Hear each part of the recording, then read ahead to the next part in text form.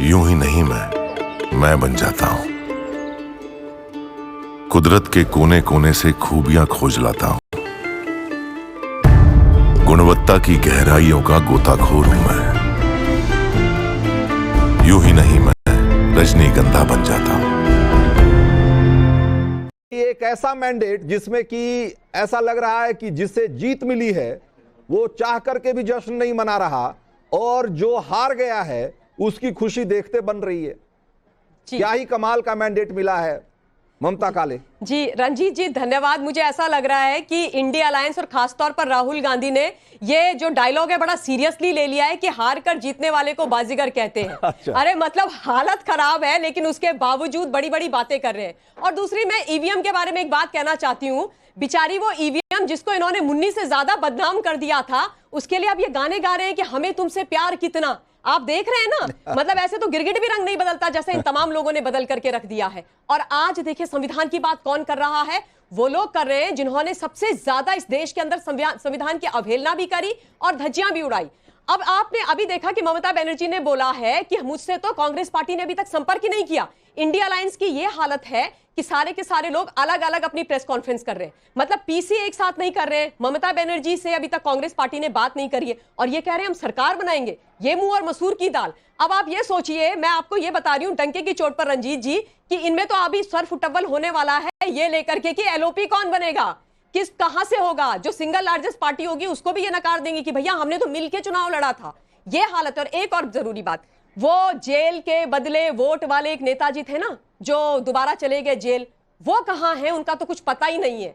तो मतलब देखिए ये सच बात है कि इंडिया अलायंस हारी है और हार करके भी जिस तरीके का सेलिब्रेशन हो रहा है उससे मुझे आश्चर्य हो रहा है। और फिर से मैं अपनी उसी बात पर टिकी हूं रंजीत जी, जो मैंने दिन में आपके सामने बोली थी कि 1962 के बाद ऐसा पहली बार हुआ है कि सरकार कोई रिपीट हो रही है। और फिर बोल रही हूं कि इस देश के अंदर तीसरी बार नरेंद्र दामोदर दास मोदी जी ही प्रधानमंत्री बनेंगे और यही इनकी समस्या है, यही इनके पेट में दर्द का विषय है। ठीक है, तो इस बीच में देखिए हर छोटी बड़ी जो खबर आ रही है, जो अपडेट आ रहा है, वो उस पर हमारी नजर बनी हुई है और वो आज की तारीख में बहुत महत्वपूर्ण भी है, बहुत अहम भी है।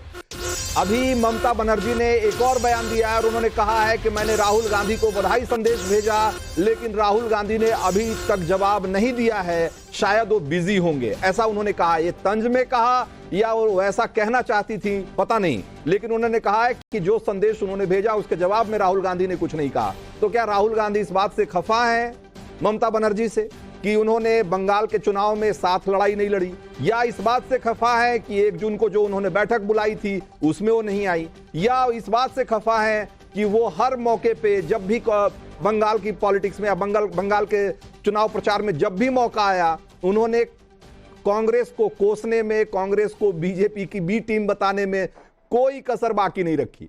तो क्या मामला है जो भी हो, लेकिन यहां से लड़ाई जो है वो, या यूं कहें कि राजनीति बहुत दिलचस्प होती हुई दिखाई दे रही है। और बंगाल में कांग्रेस 2 सीट भी नहीं जीत पाई है और उन्होंने कहा कि कांग्रेस 2 सीट भी नहीं जीतेगी। हालांकि उन्होंने ये बात कही है, तो ये पता नहीं वो चुनावी खटास अभी भी बनी हुई है, या मुझे लगता है कि नतीजे आने के बाद एक बार फिर से रिपेयर वर्क शुरू हो जाएगा और जिस तरह का गठबंधन बन रहा था चुनाव के पहले वो फिर से देखने को मिलेगा, इंडी गठबंधन फिर से मजबूत होगा, कहना मुश्किल है, लेकिन जो भी होगा उस पर हमारी नजर बनी हुई है। इस बीच में जरा अखिलेश कटियार के पास चलते हैं। अखिलेश जी। जी रंजीत जी, एक और खबर ले लेते हैं जरा, चंद्रबाबू नायडू से जुड़ी खबर है, क्योंकि नायडू आज डिमांड में है, नायडू और नीतीश, इसलिए उनसे जुड़ी हर छोटी बड़ी खबर की अहमियत है। तो चंद्रबाबू नायडू को लेकर खबर यह है कि उन्होंने अपनी जो प्रेस कॉन्फ्रेंस है वो रद्द नहीं करेंगे, वो अब ऐसा कह रहे हैं और कह रहे हैं कि एनडीए के बड़े सहयोगी हैं वो और बने रहेंगे, और अभी थोड़ी देर में हो सकता है कि वो फिर से इस बारे में मीडिया से बात करेंगे। तो रुझानों के बीच में टीडीपी का एक बड़ा बयान है और वो कह रहे हैं कि हम एनडीए के साथ बने हुए हैं, हम कहीं नहीं जा रहे, कल मोदी से मिलने जाएंगे नायडू, ये ऐसा उन्होंने कहा है। पवन कल्याण ने ऐसा कहा है और वो कह रहे हैं कि हो सकता है कि कल मोदी और नायडू की मुलाकात हो। तो नायडू को लेकर के इतना संशय नहीं है जितना कि नीतीश कुमार को लेकर के है, और जब से इस तरह के नतीजे देखने को मिले उस समय से ही ये नायडू करीब करीब ये मैसेज दे रहे हैं या देने की कोशिश कर रहे हैं कि वो कम से कम एनडीए के साथ हैं और मजबूती के साथ खड़े हैं। नीतीश कुमार को लेकर थोड़ा सा मामला बना हुआ रहता है, क्योंकि आप सब जानते ही हैं कि नीतीश कुमार की फितरत किस तरह की रही है। अखिलेश कटियार, भाई समाजवादी पार्टी ने कमाल की लड़ाई लड़ी उत्तर प्रदेश में, इसमें कोई दो मत नहीं है, और उम्मीद से बहुत ही शानदार प्रदर्शन रहा समाजवादी पार्टी का, इसमें भी कोई दो मत नहीं। लेकिन अब सवाल यह है कि ये जो लड़ाई तो अच्छी लड़ी, लेकिन जो नतीजे आए हैं वो नतीजे कहीं आपको पहुंचाते हुए नहीं दिख रहे। इन नतीजों से कम सरकार बनती हुई नहीं दिख रही है, तो इसको कैसे देखा जाए? नहीं, मैं रंजीत जी, हमने जो जनता ने, जो जनादेश उत्तर प्रदेश में जनता ने जो हमें जिम्मेदारी दी है, वो जिम्मेदारी उनकी सेवा करने के लिए, कि पहुंचने के लिए नहीं है।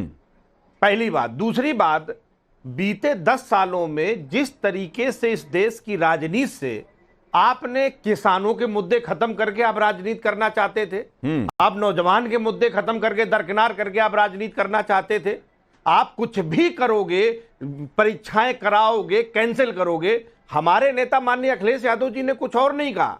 उन्होंने कहा भाई आप लोग इस देश के मालिक हो, आपका इस देश की सत्ता में कहीं ना कहीं आपका बिंब दिखना चाहिए, आपके मुद्दे दिखने चाहिए। आप किसानों की बात करो, आप मंदिर की बात करते हो, आप उनकी एमएसपी की बात करो, आप धारा 370 की करते हैं, बेरोजगारी की बात करो तो आप दूसरे मुद्दे खड़े करते हैं। तो इस देश की जनता ने यह बताया है कि जो लाशें कोरोना के पीरियड में बही, जितने लोग मरे और उस पर सरकार ने जितना गैर जिम्मेदारी का व्यवहार किया, उसका परिणाम है ये। हम इसे जीत और हार में नहीं देखते, हम ये देखते हैं कि घमंड अगर आप करके चलेंगे तो यह जनता आपको घमंड नहीं रहने देगी। इस देश ने बुद्ध को भी स्वीकारा, तो जब बुद्ध गेरुआ वस्त्र पहन के सहज भाव से निकले तब माना। यह घमंड की हार है। किसान और नौजवान के मुद्दे जो दरकिनार करके जो पूंजीपतियों के गुलाम की तरह आपने सत्ता चलाई, ये उसकी हार है। हाँ, सुजाता पांडे, जरा आप विपक्ष के बयानों को गौर से देखेंगे तो आपको समझ में आएगा कि वो एक ऐसा गठबंधन जो कि अपने बूते ठीक ठाक तरीके से बहुमत का आंकड़ा जुटा लिया है, उसको विपक्ष के लोग बार बार ये कह रहे हैं कि ये हार है, ये बीजेपी की नैतिक हार है, ये उनके अहंकार की हार है, ये सीबीआई और ईडी के आतंक की हार है, ऐसे तमाम तरीके से। तो उसको एक जीत को हार के तौर पे पेश करने का काम सुबह से ही चल रहा है, जब से आंकड़े इस तरह से आप कैसे देखती हैं इसको? क्या वाकई ये नैतिक हार है?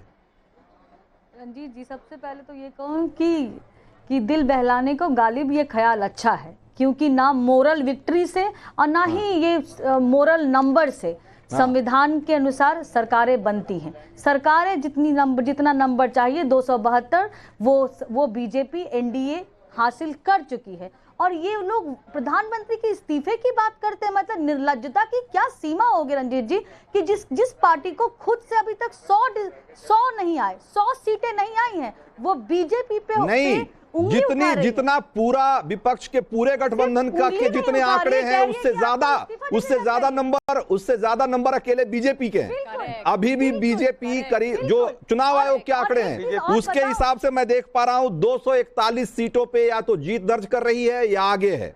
और अगर आप देखेंगे इंडी गठबंधन का अभी जो आंकड़ा है वो 233 का है, तो पूरे गठबंधन का जितना आंकड़ा है उससे ज्यादा बीजेपी है, लेकिन वो कह रहे हैं कि नहीं, ये उनकी हार है। रंजीत जी, यही सबसे बड़ा ये कितनी हास्यास्पद बात है कि आप संविधान को हाथ में लेकर हैं कि ये संविधान की रक्षा है। तो ये तो जनता ने जो संवैधानिक अधिकार के तहत ही वोट दिए हैं, और वोट तो ज्यादा मोदी जी को दिए हैं, तो जनता भी मोदी जी के साथ है और संविधान भी मोदी जी के साथ है और नंबर भी उनके साथ है। तो फिर संविधान और की रक्षा कौन कर रहा है? तो और दूसरी बात, अभी तक इन लोगों का जो मैजिक नंबर है, जो बहुमत का आंकड़ा है, वो जुटा नहीं है। वो भाजपा के गुटों से संपर्क कर रहे हैं और तभी वो सुनहरे सपने देख रहे हैं कि एक दिन मैं प्रधानमंत्री बन जाऊंगा, शायद 50 साल के ना बनूं तो 60 साल में बन जाऊंगा। अब लीजिए, लेकिन मैं आपको रोकूंगा। एक बड़ी दिलचस्प